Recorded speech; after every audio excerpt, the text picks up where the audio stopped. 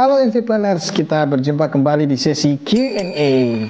Kali ini saya sudah mendapat pertanyaan lagi dari teman saya yang menanyakan, sudah ada AMDAL tapi kenapa masalah lingkungan dari usaha atau kegiatan tetap saja terjadi? Oke, pertanyaan ini cukup kritis ya dan seringkali muncul di tengah-tengah masyarakat. Banyak orang yang bertanya-tanya, mengapa ya meskipun suatu proyek sudah memiliki dokumen AMDAL tapi kerusakan lingkungan seperti pencemaran air, banjir, dan kerusakan ekosistem tetap saja masih terjadi. Menurut hemat saya, ada beberapa sebab yang membuat masalah lingkungan tetap saja terjadi meskipun kegiatan tersebut sudah memiliki dokumen AMDAL. 1.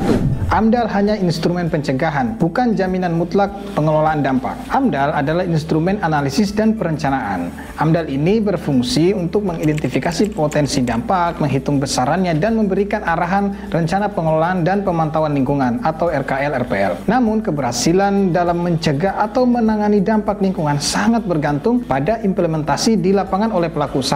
Jika rekomendasi pengolahan dan pemantauan lingkungan dalam AMDAL tersebut diabaikan oleh pelaku usaha, maka kerusakan lingkungan di masa depan sangat mungkin terjadi. Saya kasih contoh, ada suatu kegiatan pertambangan nikel yang telah memiliki dokumen AMDAL, dan dalam dokumen AMDAL-nya sudah merencanakan untuk membuat fasilitas kolam penangkap sedimen. Namun, dalam aplikasinya pelaku usaha itu sengaja mengabaikan ini dan lebih mengutamakan kegiatan produksinya saja. Akibatnya, saat hujan tiba, aliran air dari lahan tambangnya yang terbuka tersebut akan sangat besar dan pastinya akan mengarah ke sungai-sungai atau area rendah yang ada di sekitarnya.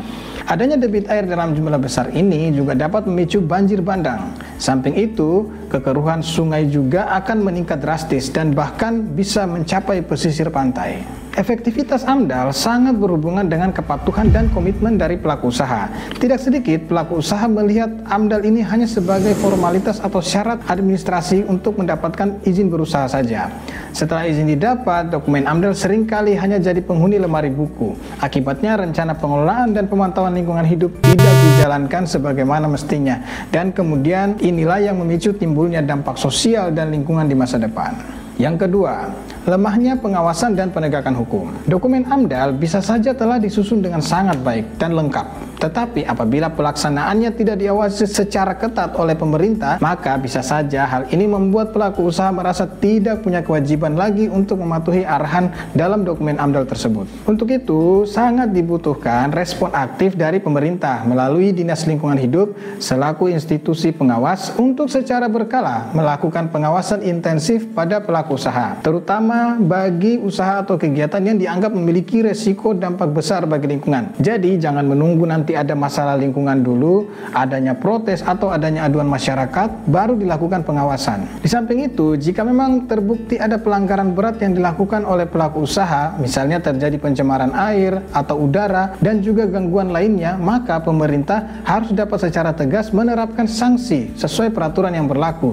jika memang itu terbukti berasal dari usaha atau kegiatan yang tidak mematuhi pengelolaan lingkungan. Tentunya, sanksi akibat ketidakpatuhan atau pelanggaran ini ada yang berupa teguran administrasi, sanksi denda, sanksi pencabutan izin berusaha, atau bahkan sanksi pidana. Yang ketiga, kualitas dokumen AMDAL yang buruk. Masalah juga bisa terjadi karena kualitas dari dokumen AMDAL yang buruk. Faktor kapasitas tim penyusun AMDAL dalam memahami metode penyusunan AMDAL serta kemampuan analisis dari para tenaga ahli yang dilibatkan sangat menentukan kualitas dan kedalaman studi AMDAL. Selain itu, dokumen AMDAL yang disusun secara terburu-buru dalam waktu yang cepat atau mungkin disusun dengan biaya yang kecil seringkali membuat tim penyusunnya mengabaikan aspek-aspek teknis dan kedalaman kajiannya. Juga biasanya akan melibatkan personel yang kurang berpengalaman atau bahkan sekedar pinjam nama, sehingga kualitas dari dokumen AMDAL pun menjadi buruk dan tidak sesuai standar yang diinginkan. Di samping itu, posisi komisi penilai AMDAL atau tim uji kelayakan AMDAL juga sangat menentukan dari kualitas dokumen AMDAL tersebut.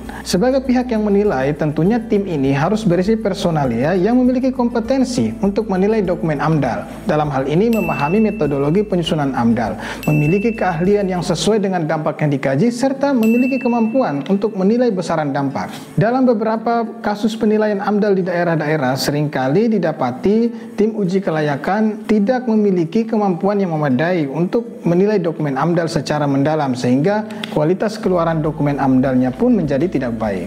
Yang keempat, minimnya pelibatan dan kontrol masyarakat. AMDAL mewajibkan adanya pelibatan masyarakat melalui melalui pengumuman dan konsultasi publik. Kewajiban ini tertuang jelas dalam pasal 28 ayat 1 dan 2 di PP 22 tahun 2021. Namun dalam praktiknya seringkali proses ini tidak dilaksanakan secara maksimal. Padahal dengan adanya pemberian informasi yang luas melalui pengumuman rencana usaha atau kegiatan yang mudah diakses masyarakat dan juga adanya keterlibatan masyarakat yang terkena dampak dalam suatu forum konsultasi publik, ini menjadikan kesempatan bagi para pelaku usaha untuk memaparkan sisi positif dan manfaat dari rencana usaha atau kegiatannya bagi masyarakat sekitar. Sekaligus menjadi momentum juga untuk menerima aspirasi, saran, dan masukan dari masyarakat lokal. Saya pribadi berpendapat jika pelaku usaha menerapkan transparansi dan prinsip akomodatif dalam aspek pelibatan masyarakat ini, maka akan membuat masyarakat menjadi lebih mudah menerima keberadaan perusahaan dan bahkan mendukung penuh rencana kegiatan tersebut. Hal ini karena masyarakat merasa telah dilibatkan sejak awal dan juga telah mengetahui hal-hal positif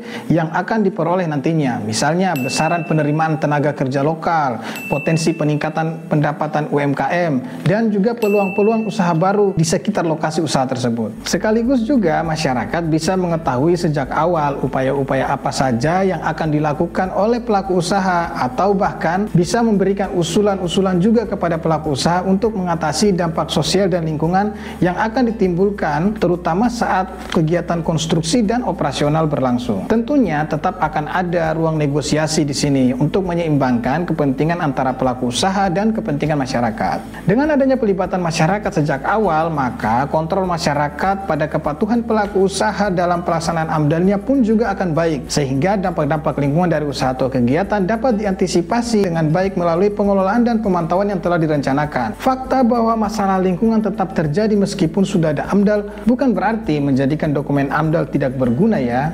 Masalah tersebut umumnya muncul lebih karena rendahnya kepatuhan pelaku usaha dalam implementasi, pengawasan yang tidak ketat, serta penegakan hukum yang belum maksimal bagi pelaku usaha yang terbukti melanggar. AMDAL tetap menjadi instrumen penting, tapi keberhasilannya di sini sangat bergantung pada komitmen semua pihak seperti pelaku usaha, pemerintah, masyarakat, dan juga penegak hukum. Oke, bagi NV Planners yang punya pertanyaan atau hal lain yang ingin didiskusikan seputar AMDAL, perizinan lingkungan, ataupun masalah lingkungan lainnya secara umum, silahkan tulis di kolom komentar ya. Nanti kita akan pilih dan untuk dapat kita bahas pada video selanjutnya.